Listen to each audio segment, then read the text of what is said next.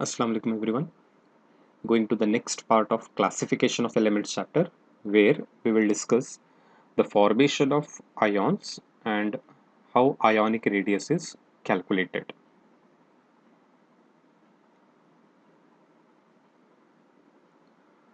Now when we talk about formation of cations and anions. Now cation is a positively charged species formed by loss of one or more electrons, right? A cation is always formed by the loss of one or more electrons. It is a positively charged species. अब जैसे कि यहाँ पे हम देख सकते हैं, एक एग्जाम्पल लेता हूं मैं सोडियम का। सोडियम का एटॉमिक नंबर है 11, right?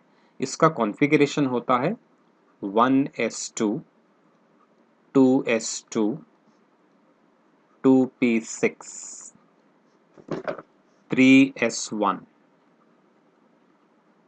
1s2 2s2 2p6 3s1, right? Atomic number 11, इसका मतलब होता है इसमें 11 इलेक्ट्रॉन्स है और 11 प्रोटॉन्स है। Atomic number is nothing but it is equal to the number of protons और equal to the number of electrons present in that atom, right? तो जब भी आप एटॉमिक नंबर देखते हैं तो समझ जाना उसमें उतने ही प्रोटॉन्स हैं और उतने ही इलेक्ट्रॉन्स हैं, because number of electrons will be equal to the number of protons and the overall atom will be neutral. Okay, अभी यहाँ पे सोडियम का कॉन्फ़िगरेशन तो ये है, लेकिन सोडियम स्टेबल नहीं है क्योंकि इसका कॉन्फ़िगरेशन नोबल गैस से हटके। जब भी कोई एलिमेंट, कोई एटम स्टेबलाइज हो जाता है, स्टेबल बनना चाहता है, तो स्टेबल बनना चाहता है मतलब वो नोबल गैसेस के जैसा कॉन्फ़िगरेशन हासिल करने की कोशिश करता है, right? It tries to become like noble gases. How it can become? By the loss of one or more electrons or by the gain of one or more electrons. Now, some elements, their atoms become stable by loss of electrons. Some of the elements atoms become stable by the gain of one or more electrons, and some of them will become stable by sharing of electrons, right? Loss करके stable हो जाते हैं, या gain करके, या फिर sharing करके भी stable हो जाते हैं, right? Cations और anions कभी भी form होते हैं loss और gain से, right? तो पहले हम discuss करते हैं cation कैसे form होता है। अब ये सोडियम एटम है, 1s2 2s2 2p6 3s1। First orbit में 2 इलेक्ट्रॉन्स, यहाँ पे 2 इलेक्ट्रॉन्स है। Second orbit 2s2 2p6, second orbit में 8 इलेक्ट्रॉन्स है और थर्ड ऑर्बिट में 1 इलेक्ट्रॉन है, राइट? अब ये सोडियम को स्टेबल होना है तो इसके पास दो ऑप्शन, या तो ये एक इलेक्ट्रॉन जो थर्ड ऑर्बिट में उससे लॉस करके नोबल गैस जैसे ही नियॉन जैसे बन जाता है, या फिर ये 7 इलेक्ट्रॉन्स गेन करके भी नोबल गैस आर्गॉन जैसे भी बन सकता है। It can lose one electron and become stable, or it can gain 7 electrons and become stable. So convenient is, easy is the loss of one electron. आसानी से एक इलेक्ट्रॉन लॉस करके stable हो सकता है। Instead of gaining 7 electrons, it easily loses one electron and becomes stable, right? तो जितनी भी मेटल्स हैं इनके पास इलेक्ट्रॉन्स लॉस करने की एबिलिटी ज़्यादा रहती है, और जो भी नॉन मेटल्स है उनके पास इलेक्ट्रॉन्स गेन करके स्टेबल होने की एबिलिटी ज़्यादा होती है, राइट? तो यहाँ पे सोडियम के पास इलेक्ट्रॉन लॉस करने की एबिलिटी ज़्यादा है, तो ये आसानी से ये थर्ड इलेक्ट्रॉन यानी कि थर्ड ऑर्बिट के इलेक्ट्रॉन को जो है लॉस करके स्टेबल हो जाता है। सो 1s2 2s2 2p6 3s1 when it loses one electron,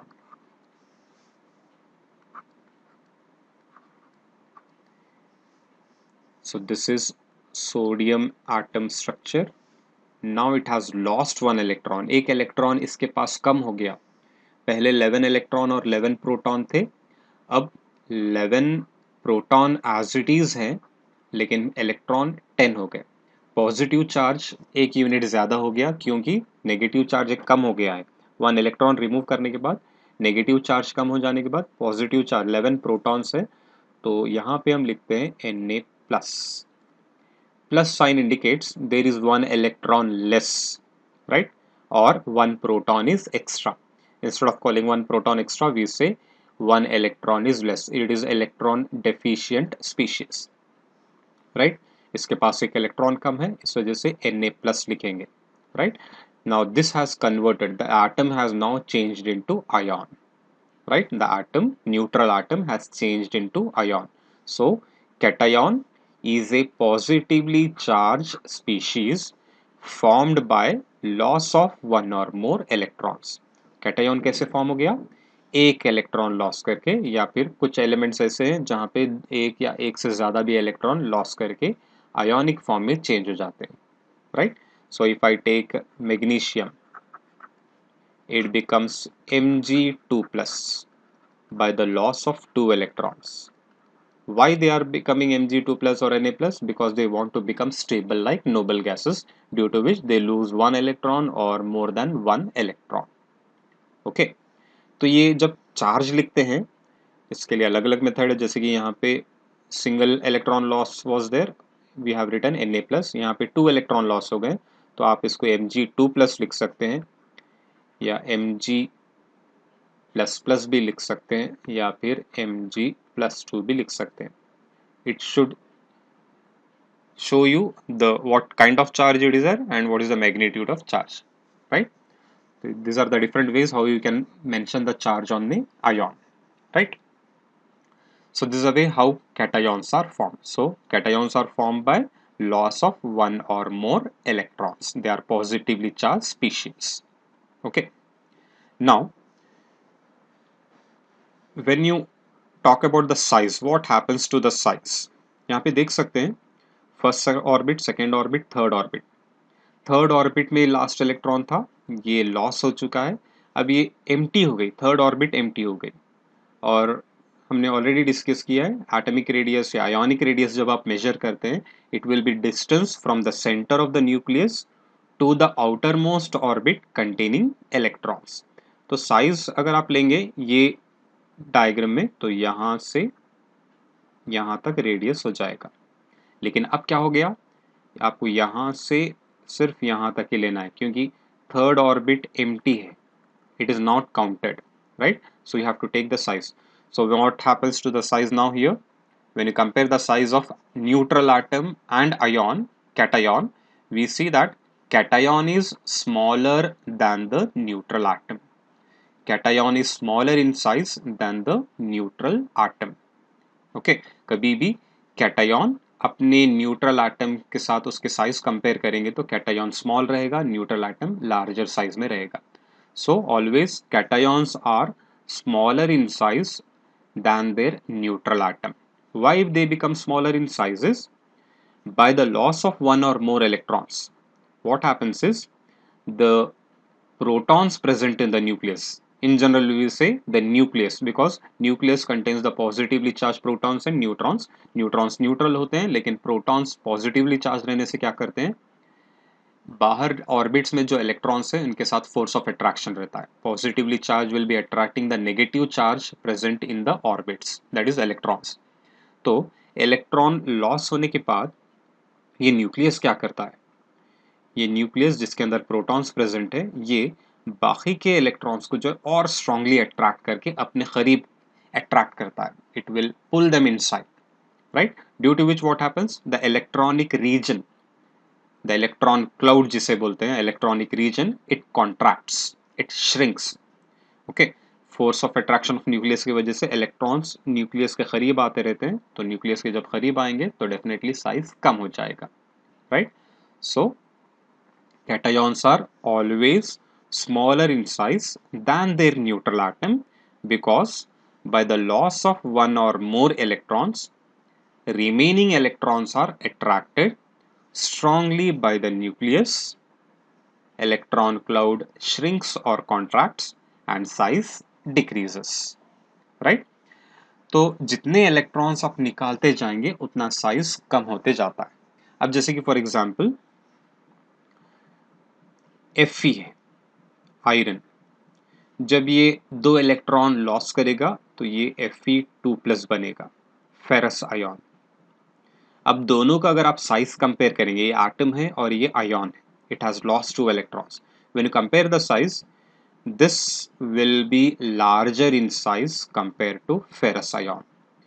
Okay, the atom of iron will be larger than the ion, that is ferrous ion, because ion is formed by the loss of 2 electrons due to which its size will decrease.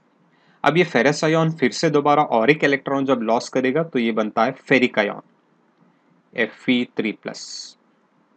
Then when you compare the size of Fe2+ and Fe3+, now Fe2+ will be larger than Fe3+. Because what has happened over here is you are going on removing electrons. As you are going on removing electrons, positive charge increases, and due to the loss of one or more electrons, size goes on decreases. तो सबसे smallest species यहाँ पे कौन सा है, ये है, उससे थोड़ा larger ferrous, सबसे larger atom, right? So remember, cations are always smaller in size than their neutral atom. जितना चार्ज उनके ऊपर बढ़ते जाएगा, उनके आयन्स के पॉजिटिव चार्ज जितना बढ़ेगा उतना साइज कम होते जाएगा. Okay, this is the way how cations are formed. Next, when you talk about anions, anion is a negatively charged species formed by gain of one or more electrons. What is anion? It is a negatively charged species formed by gain of one or more electrons. Right? अब जिसकी example लेता हूं मैं chlorine atom का. Atomic number है 17. इसका मतलब क्या हो गया, इसमें इस आटम के अंदर 17 प्रोटॉन्स हैं और 17 इलेक्ट्रॉन्स हैं. Positively charge species are 17, negatively charge electron is also 17.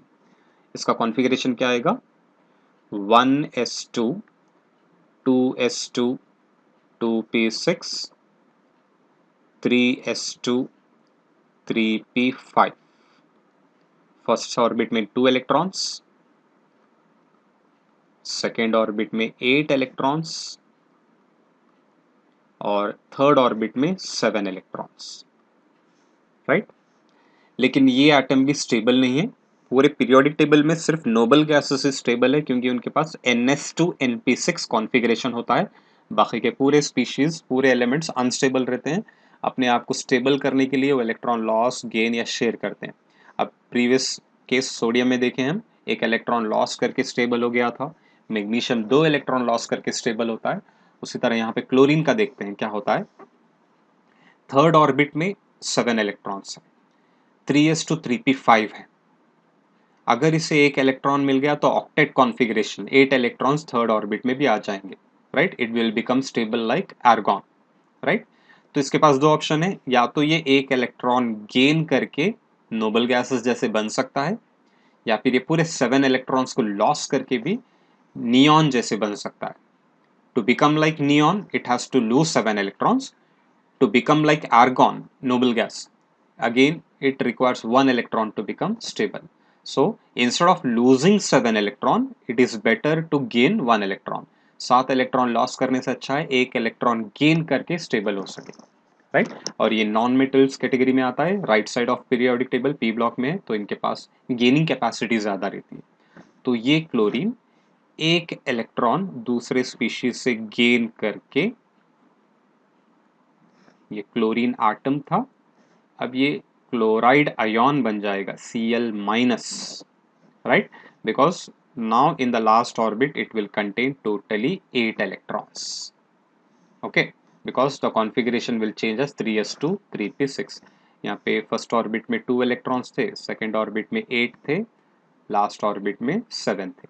अब यहाँ पे क्या हो जाएगा, first orbit as usual, second orbit as usual, third orbit में 8 हो जाएंगे. ऑक्टेट कॉन्फ़िगरेशन हो गया.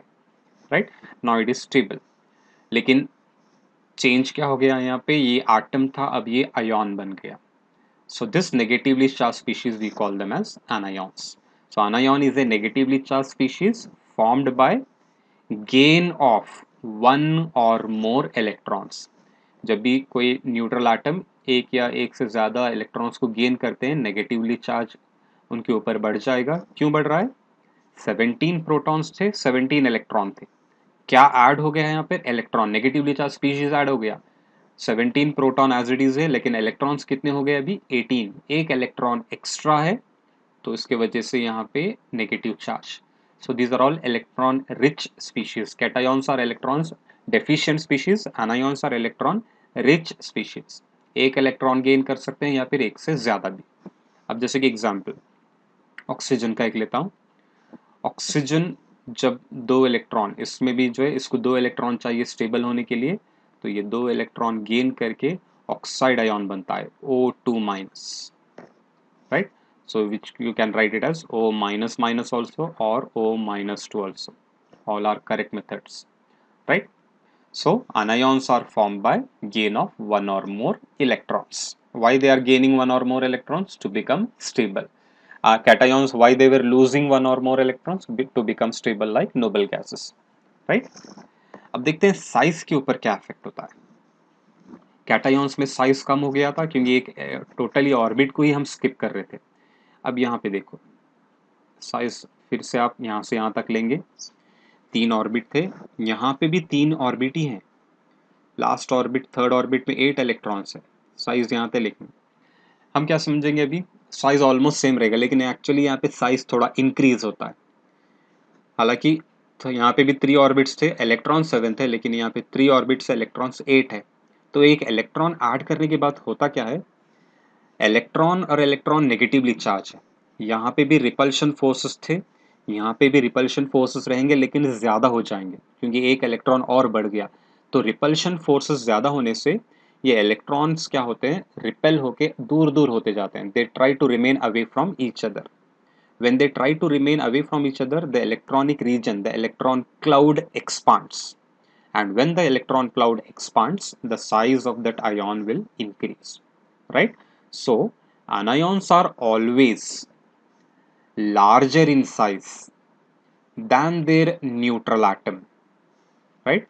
Anions are always larger in size than their neutral atom because by the gain of one or more electrons, electron-electron repulsion increases, electron cloud expands and size increases. एक से ज़्यादा electrons gain होने के बाद electron repulsion बढ़ता है, electronic region electron cloud expand हो जाएगा यानी कि बढ़ जाएगा साइज, राइट, और ion size also increases.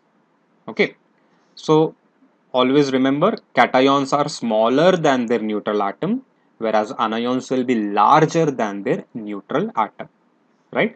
So यहाँ पे अगर देखेंगे तो Cl minus is larger in size compared to chlorine atom. okay? अब जैसे कि ऑक्सीजन का ही एग्जांपल लिया था मैं भी. ऑक्सीजन एटम अगर ये एक इलेक्ट्रॉन गेन करेगा तो O माइनस बनेगा. अभी स्टेबल तो नहीं होगा लेकिन एक इलेक्ट्रॉन गेन हो गया तो ये O माइनस बन जाएगा. दोनों का साइज अगर आप कंपेयर करेंगे, यहाँ पे एक इलेक्ट्रॉन गेन हुआ है, साइज इसका बढ़ जाएगा. It will grow up in size because of electron electron repulsion, electron cloud will expand. जब ये और एक इलेक्ट्रॉन गेन करेगा, O2 माइनस बनेगा, again it's size will further increase.